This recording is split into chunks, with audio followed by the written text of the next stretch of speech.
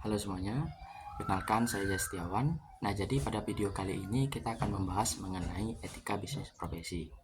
Nah, di mana dalam etika bisnis profesi ini terdiri dari dua kata utama, yakni etika dan bisnis. Etika sendiri berasal dari bahasa Yunani, yakni ethos, yang artinya cara bertindak, adat, dan kebiasaan. Nah, menurut KBBI, etika didefinisikan sebagai ilmu tentang apa yang baik dan buruk, dan juga tentang hak dan kewajiban moral atau akhlak. Sedangkan kata bisnis dapat didefinisikan sebagai kegiatan ekonomi atau aktivitas jual beli barang dan jasa, sehingga dapat disimpulkan bahwasanya etika bisnis merupakan ilmu yang menjelaskan cara mengelola dan mengatur bisnis dengan memperhatikan norma dan moral secara ekonomi. Nah, pada awalnya etika bisnis ini berkembang pada masa awal sejarah filsafat, di mana Plato, Aristoteles, dan beberapa filsuf Yunani lainnya itu menyelidiki bagaimana sebaiknya mengatur kehidupan manusia bersama dalam negara, dan dalam konteks itu mereka juga membahas bagaimana kehidupan ekonomi atau kegiatan niaga. Nah, kemudian setelah pada awal sejarah filsafat, kemudian etika bisnis mulai berkembang ke masa peralihan, yakni pada tahun 1960-an itu terjadi sebuah perkembangan yang bisa dilihat sebagai persiapan langsung bagi timbulnya etika bisnis dalam 10 tahun berikutnya. Nah, setelah dari masa peralihan, etika bisnis mulai berkembang ke Amerika Serikat, di mana etika bisnis sebagai suatu bidang intelektual dan akademis dengan memiliki identitas sendiri mulai terbentuk di Amerika Serikat pada tahun 1970-an. Nah, jika sebelumnya etika membicarakan aspek-aspek moral dari bisnis, di samping banyak pokok pembicaraan moral lainnya, kini di lahirnya etika bisnis di Asia ini mulai berkembang etika bisnis dalam arti sebenarnya. Nah, kemudian etika bisnis ini menjadi berkembang ke Eropa, di mana negara Eropa yang pertama kali merasakan perkembangan etika bisnis adalah Inggris, yakni pada tahun 1980-an, di mana secara geografis Inggris ini merupakan negara Eropa yang paling dekat dengan Amerika. Nah, setelahnya beberapa negara Eropa juga merasakan perkembangan etika bisnis. Nah, selanjutnya setelah etika bisnis meluas ke Eropa, etika bisnis ini mulai menjadi fenomena global, yakni pada tahun 1990-an, etika bisnis sudah tidak terbatas lagi pada dunia barat, karena etika bisnis sudah mendunia.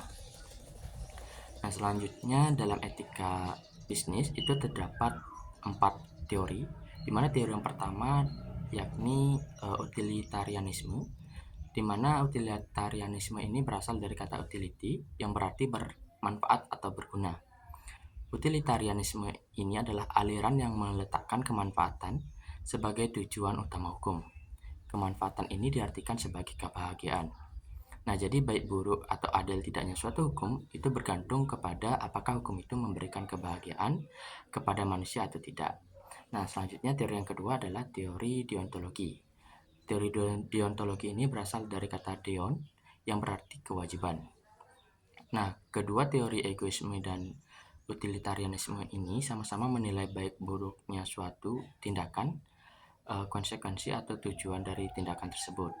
Nah, bila akibat dari suatu tindakan memberikan manfaat, entah untuk individu ataupun kelompok, maka tindakan itu masih bisa dikatakan sebagai tindakan yang etis. Kemudian teori yang kedua yakni teori hak. Teori hak merupakan suatu aspek dari teori deontologi, karena berkaitan dengan keputusan yang diambil perusahaan tidak boleh melanggar hak seseorang. Kemudian yang keempat yakni teori keutamaan. Nah, teori keutamaan ini merupakan konsep yang dikeluarkan oleh filsuf asal Yunani yakni Aristoteles, yang memiliki keyakinan bahwa karakter dan integritas seseorang membuat suatu konsep dalam menjalani hidup berdasarkan dari komitmen. Nah, selanjutnya yakni tujuan dan misi etika, di mana merujuk pada makalah yang ditulis oleh Dr. Jitendra Kumar dari Berhampur University, disebutkan bahwa secara garis besar etika profesi memiliki 3 tujuan utama. Ketiga tujuan etika profesi tersebut adalah yang pertama untuk memahami nilai-nilai moral yang seharusnya menjadi pedoman profesi, kemudian menyelesaikan masalah moral, dan yang ketiga untuk membenarkan penilaian moral.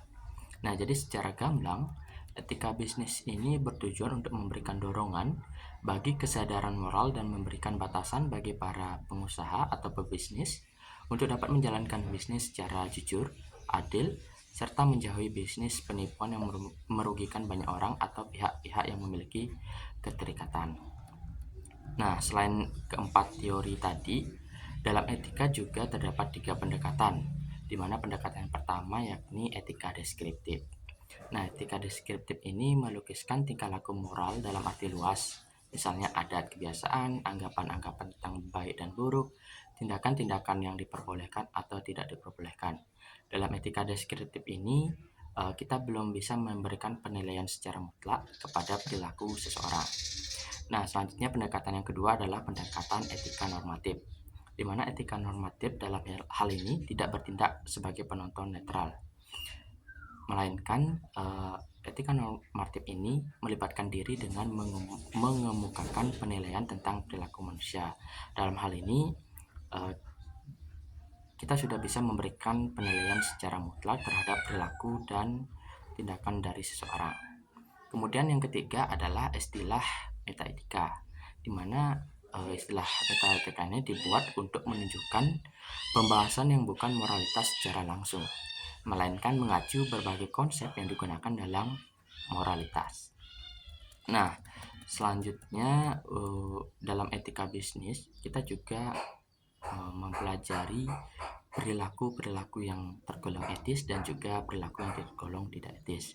Di mana perilaku yang tergolong etis itu dalam perusahaan contohnya peduli, kemudian menghargai orang lain, toleransi, empati, dan selalu bisa memberikan sikap positif.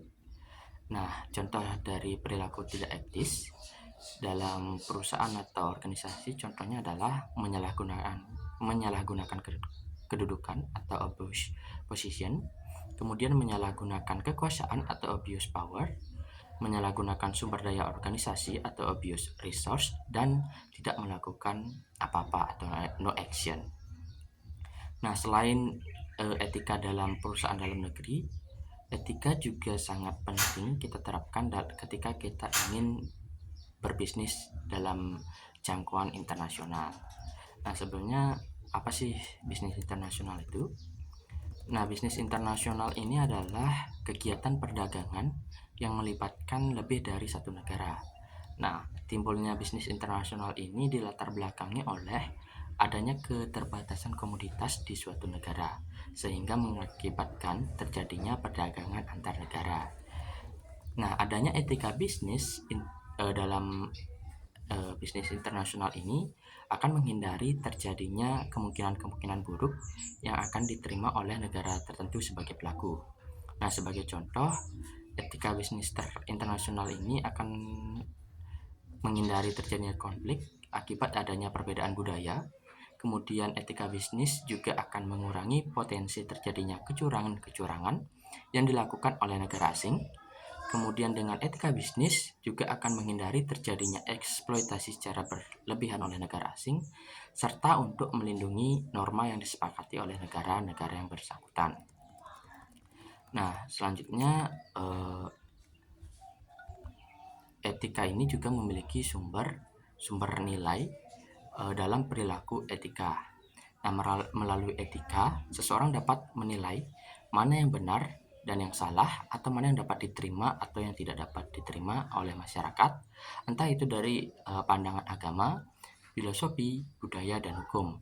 Karena jika kita lihat atau kita tinjau dari segi manapun, etika dari pandangan agama, filosofi, budaya, dan hukum itu menjelaskan etika secara umum, yakni merujuk pada sikap baik dan kebijaksanaan dalam menyikapi suatu hal yang dituangkan dalam proses ekonomi.